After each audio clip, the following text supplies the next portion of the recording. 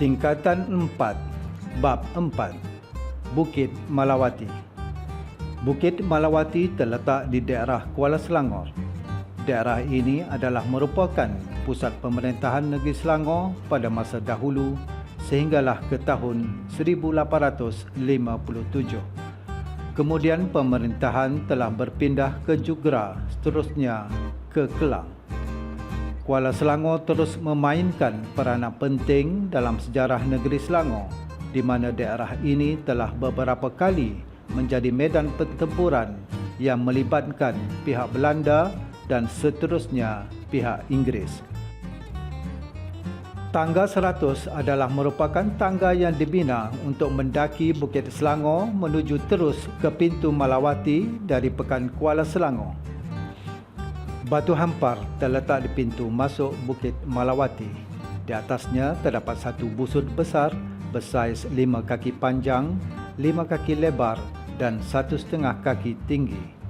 Batu hampar ini pada asalnya adalah batu tambatan bahtera di pengkalan Batu Buruk. Kota Malawati yang dibina oleh penduduk pada masa dahulu adalah bagi mempertahankan sebarang serangan dari pihak musuh, terutama daripada serangan pihak Belanda. Di sinilah mereka berkubu bagi mempertahankan dan menangkis serangan pihak luar. Terdapat banyak meriam di dalam kawasan Bukit Malawati ini. Setiap satunya mempunyai keistimewaannya yang sendiri. Antara meriam yang terkenal ialah meriam Pengawa. Meriam ini terletak di dalam kawasan makam 3 orang Sultan Selangor. Bukit Malawati turut terpilih sebagai tempat melihat anak bulan.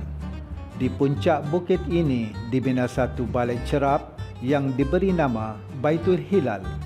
Bangunan ringkas berkisi-kisi ini dibina khas bagi melihat anak bulan bagi menetapkan tarikh permulaan berpuasa pada bulan Ramadan, penetapan Hari Raya Aidilfitri dan Hari Raya Haji.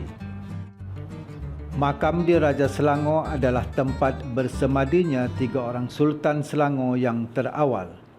Baginda Sultan ini adalah pemerintah Kerajaan Selangor sebelum ini, iaitu Sultan Selangor pertama, Sultan Salahuddin yang memerintah Selangor dari tahun 1742 hingga tahun 1778. Sultan Selangor kedua iaitu Sultan Ibrahim yang memerintah Selangor dari tahun 1778 hingga tahun 1826. Dan Sultan Selangor ketiga iaitu Sultan Mahmud yang memerintah Selangor dari tahun 1826 hingga tahun 1857.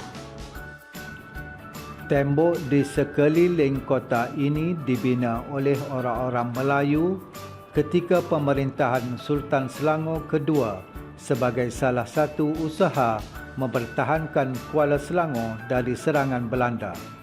Kota ini juga dilengkapi dengan meriam-meriam bagi mempertahankan kota ini dari serangan musuh pada masa itu. Rumah api ini juga dikenali sebagai Outingburg, bersempena dengan nama seorang jeneral Belanda yang pernah menjajah kota ini pada masa dahulu. Rumah api yang dibina pada tahun 1902 dan siap pada tahun 1905 dan mula beroperasi pada tahun 1907.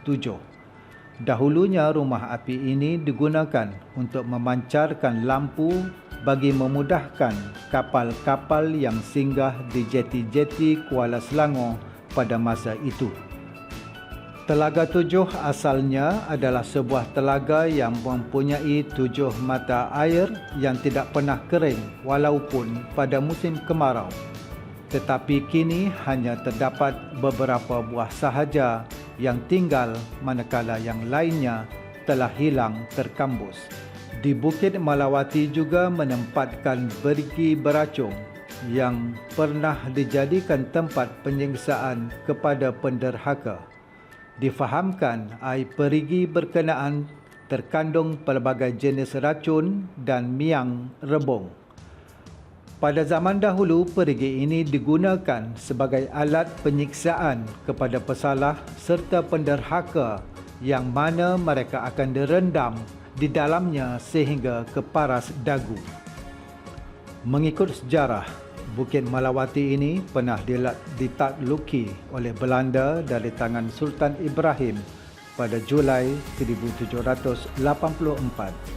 Setahun kemudian, pada 28 Januari 1785, Sultan Ibrahim dengan bantuan adindanya, Datuk Penggawa Permatang Mahabijaya iaitu Penggawa Tua dan Bendahara Abdul Majid Pahang telah menghalau Belanda dalam tempoh 1 malam sahaja.